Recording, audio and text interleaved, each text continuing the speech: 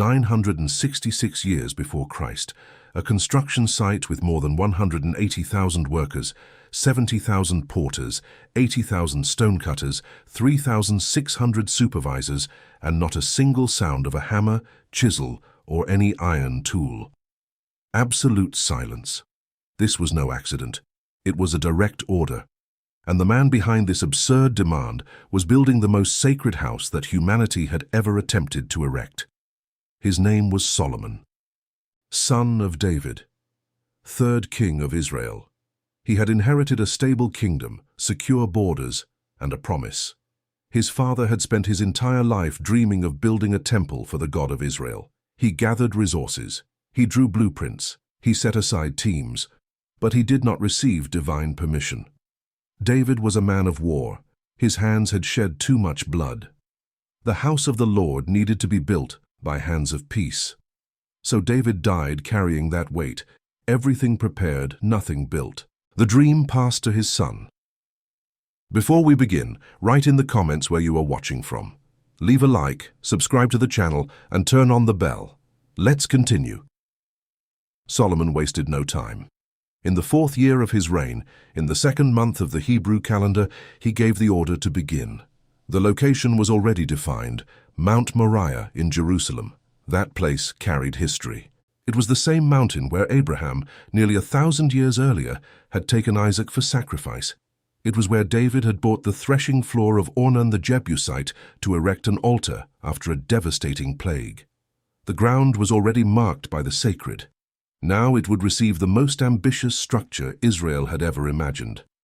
But Solomon faced a problem. Israel had no tradition of grand constructions. The people had spent 40 years in the desert and centuries more fighting for territory. There were no experienced architects. There was no specialized labor for working with gigantic stones or noble woods. If Solomon wanted to build something worthy of the presence of God, he would need outside help. He looked to the north, to Phoenicia. Hiram, king of Tyre, was known for commanding the best artisans of the ancient world. The Phoenicians mastered navigation, metallurgy, and carpentry like no one else. And Tyre had something Israel did not possess: unlimited access to the cedars of Lebanon. Those trees were legendary. They grew in the mountains for centuries, reaching 40 meters in height with trunks so wide that 4 men with open arms could not embrace them. The wood was aromatic, resistant to pests, and practically indestructible. Pharaohs of Egypt had already imported cedar of Lebanon for their temples. Kings of Mesopotamia did the same, and now Solomon wanted this wood for the house of God. He sent a letter to Hiram. The tone was direct.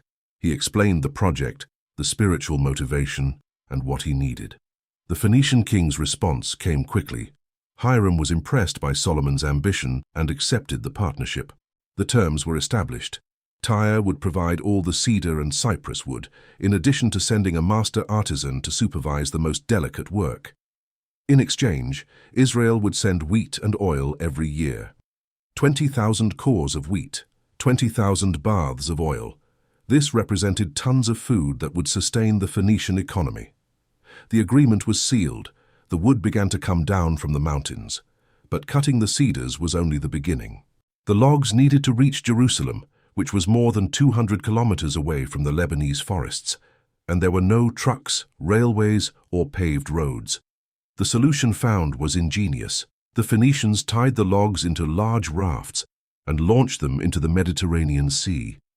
The rafts floated down the coast to the port of Joppa, the modern-day city of Jaffa. There, Israeli teams received the wood and began the most brutal part of the transport, carrying the logs up the mountain for 60 kilometers of rugged terrain to Jerusalem, which sat at an altitude of nearly 800 meters. Think of the physical effort. Each cedar log could weigh the equivalent of 2 adult African elephants, and there were no cranes or tractors, only ropes, ramps, wooden rollers, and the strength of thousands of men pulling under the desert sun. The Book of 1 Kings records that Solomon conscripted 30,000 Israelites to work in shifts in Lebanon, 10,000 per month, on a rotation system, 1 month in the mountains cutting wood, 2 months at home with their families. This arrangement lasted for years. But the wood was only part of the challenge. The temple required stones. Not ordinary stones, immense blocks of white limestone, cut with millimetric precision, capable of supporting walls 30 meters high without visible mortar. Solomon ordered the blocks to be extracted from underground quarries north of Jerusalem. And here enters the detail that opened our narrative. No block could be shaped at the construction site. The order was biblical and non-negotiable. The sacred text in 1 Kings chapter 6 declares that the house was built with stones already prepared at the quarry, so that no hammer, nor axe, nor any instrument of iron was heard during the construction. The reasoning behind this was theological. Iron tools were associated with war, and the temple was to be a place of absolute peace. So each stone was cut, polished, and fitted in the darkness of the quarries. When it arrived at Mount Moriah, it only had to be slotted into place. A gigantic puzzle assembled in sacred silence. This meant that the stonecutters needed precision that was almost impossible for the time. Any calculation error and the block would be discarded, any millimeter out of place, and the structure would not close. The 80,000 men working in the quarries carried a crushing responsibility. They could not simply adjust it later. It had to work the first time. And it worked. The walls of the temple began to rise. The main structure was 60 cubits long, 20 wide, and 30 high. Translating to modern measurements, approximately 27 meters long, 9 meters wide, and 13.5 meters high. From the outside, the proportions might seem modest by the standards of the great European cathedrals that would emerge millennia later. But Solomon's temple was not designed to impress by size. It was designed to represent the presence of God on earth. Every inch had meaning. The floor plan followed the model of the tabernacle that Moses had built in the desert, but on an enlarged and permanent scale. The entrance faced east, toward the sunrise. Right in front, 2 bronze columns stood out like sentinels. The one on the right was called Yakin, which means, "He shall establish." The one on the left was called Boaz, which means, "In him is strength." Each column was 18 cubits high, more than 8 meters, and was decorated with bronze pomegranates, interwoven chains, and capitals in the shape of lilies. The bronze of these 2 columns alone represented tons of molten metal. The man responsible for this masterpiece in metal was also named Hiram, not the king of Tyre, but an artisan of mixed origin, an Israeli mother and a Phoenician father. This Hiram was described as full of wisdom, understanding, and skill to perform all kinds of bronze work. Solomon brought him specifically to supervise the metallurgical work, and the result was extraordinary. In addition to the columns, Hiram cast the so-called Sea of Bronze. It was a gigantic circular basin, 5 meters in diameter and 2.5 meters high, resting on 12 bronze oxen, 3 facing each cardinal direction. The capacity was approximately 40,000 liters of water. The priests used this water for purification before entering the sacred precincts. The entire piece, by itself, weighed the equivalent of 30 tons. Hiram also built 10 mobile bronze bases with smaller basins, each decorated with lions, cherubim, and palm trees. They were used to wash the sacrificial offerings. The bronze came from reserves that David had accumulated during his military campaigns against neighboring kingdoms. Tons and tons of metal conquered in wars were now transformed into objects of worship. What had been an instrument of death became an instrument of worship. The irony did not escape anyone. But inside, the bronze gave way to something even more precious: gold. The interior of the temple was completely lined with gold. Walls, floors, doors, beams.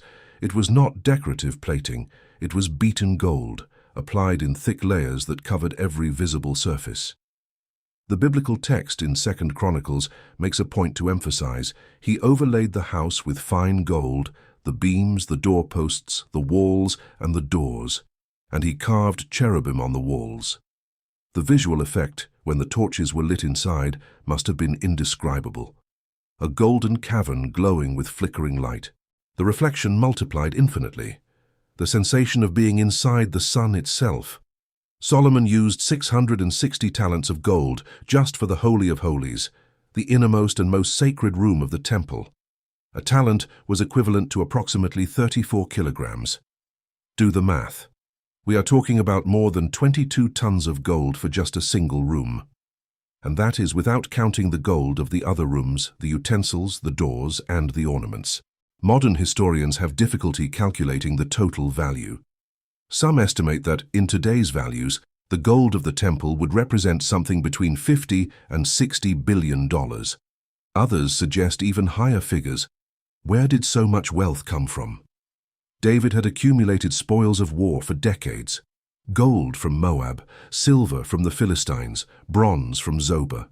Furthermore, Israel was in a unique economic moment. Its geographical location transformed the kingdom into a mandatory passage point for commercial caravans between Egypt, Mesopotamia, and Arabia. Solomon collected taxes from these routes, and he maintained a naval fleet in partnership with the Phoenicians that brought exotic goods from distant places, possibly as far as India or the east coast of Africa.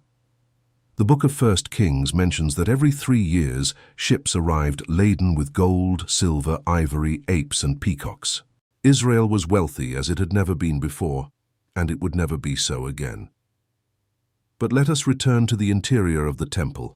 The Holy of Holies was the heart of everything, a perfect cubic room, 20 cubits long, 20 wide, 20 high, approximately 9 meters in each direction.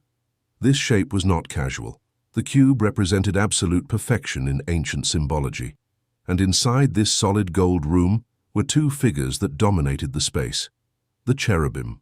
They were not the chubby little angels that Renaissance art popularized centuries later. Biblical cherubim were colossal and hybrid creatures. Solomon had 2 of them carved from olive wood, overlaid with gold. Each was 10 cubits high, approximately 4.5 meters. The wings extended 5 cubits on each side, and they were positioned so that their wings touched in the center of the room, forming a kind of canopy over the most important object in the entire temple: the Ark of the Covenant. There was the gold-covered wooden box that Israel had carried since the time of Moses. Inside it, the 2 stone tablets with the 10 Commandments, Aaron's rod that had budded, and a jar with manna from the desert. That box represented the physical covenant between God and his people. For centuries, it had inhabited a mobile tent. Now, finally, it had a permanent home. But the Holy of Holies was not accessible to just anyone. A thick curtain separated this room from the rest of the temple. The veil was made of fine linen, in colors of blue, purple, and crimson, with embroidered cherubim. This curtain functioned as a sacred barrier. Only the high priest could cross it, and only once a year, on Yom Kippur, the Day of Atonement. Before entering, he needed to go through purification rituals, wear specific clothing, and carry sacrificial blood to sprinkle on the lid of the ark. Tradition says that a rope was tied to the high priest's ankle. If he died inside due to some impurity, the other priests could pull the body out without needing to enter. The rest of the temple was divided into 2 areas. The holy place was located immediately before the veil. There was the altar of incense, made of cedar, overlaid with gold. 10 pure gold lampstands, 5 on each side, illuminating the environment with their perpetual flames. And a table with the bread of the presence, 12 loaves renewed every week, representing the 12 tribes of Israel. The priests performed their daily duties in this environment, but no one besides them could enter. The smell of the burning incense was so intense that it rose like a visible cloud, permeating the entire structure. On the outside, a courtyard surrounded the temple. Bronze altars for sacrifices, the sea of bronze for purification, side chambers for storage of utensils, clothing, and offerings. The movement was constant, animals being brought for burnt offerings, priests on their shifts, Levites singing psalms. The temple was never silent during the day. Only the initial construction site had required that absence of noise. Once finished, the house of God was alive. The construction took 7 years, 7 years of continuous work. 180,000 men in rotation, stones dragged for kilometers, wood transported by sea and by land. Tons of bronze cast in improvised furnaces, gold beaten by hand until it reached the exact thickness. When the last detail was finalized, Solomon summoned all Israel for the dedication ceremony. The biblical text describes a crowd impossible to count. The elders of all the tribes, the heads of the families, thousands of ordinary people who traveled for days to witness the moment. The priests carried the Ark of the Covenant into the Holy of Holies and positioned it under the wings of the cherubim. The Levites, dressed in fine linen, stood with cymbals, lutes, and harps. 120 priests blew trumpets in unison, and then it happened. At the instant the musicians and trumpeters sounded as one, praising the Lord, a cloud filled the house. The sacred text in 2 Chronicles records that the priests could not remain there to minister because of the cloud, for the glory of the Lord filled the house of God. That visible manifestation of the divine presence was called Shekinah by the Hebrews. God had accepted the house. He had descended to dwell among his people. Solomon knelt before all Israel. He stretched out his hands to heaven and offered a prayer that occupies almost an entire chapter of the book of 1 Kings. He recognized the greatness of God. He admitted human limitation. He asked that that place be a meeting point between heaven and earth, that the prayers made there be heard, that foreigners who came from afar, attracted by the fame of the Lord, find an answer, that in times of war, famine, or plague, the people could turn toward that temple and be restored. One phrase from Solomon's prayer echoes through the centuries. He said, "But will God indeed dwell on the earth? Behold, heaven and the highest heaven cannot contain you. How much less this house that I have built?" Solomon knew. All that grandeur, all that gold, all that impressive engineering, none of it was capable of containing the Creator of the universe. The temple was a symbol, a point of reference, a place where the infinite chose to make himself accessible. But God did not need a house. He chose to have one. The difference is abysmal. When Solomon finished praying, fire came down from heaven. The fire consumed the burnt offerings and sacrifices that were on the altar. All the people saw it, and they fell with their faces to the ground, worshipping. The dedication continued for 7 days of feasts, sacrifices, and celebration. The number of animals offered was so large that the bronze altar could not handle it. Solomon had to sanctify the entire courtyard to accommodate the burnt offerings. 22,000 oxen, 120,000 sheep. These numbers may seem exaggerated, but they represented the gratitude of an entire nation finally established in peace and prosperity. On the 8th day, the people were sent back to their tents. They returned joyful and glad of heart, the text says. They had witnessed something their ancestors had only dreamed of. The mobile tent of the desert was now a building of stone and gold. The promise made to Moses found visible fulfillment. And in the center of everything, the Ark of the Covenant rested in its final place, under the wings of the golden cherubim, in the heart of a room where only 1 man per year could enter. The temple functioned for nearly 4 centuries. Generations of priests served inside. Good and bad kings passed through the throne of Israel. Some restored the temple when it fell into neglect. Others introduced idols into the sacred precincts, profaning the place that Solomon had dedicated with such care. The history of Israel after Solomon is a roller coaster of faithfulness and apostasy, of revivals and declines. And then came the end. In 586 before Christ, the army of Nebuchadnezzar, king of Babylon, surrounded Jerusalem. The siege lasted nearly 2 years. Famine devastated the city.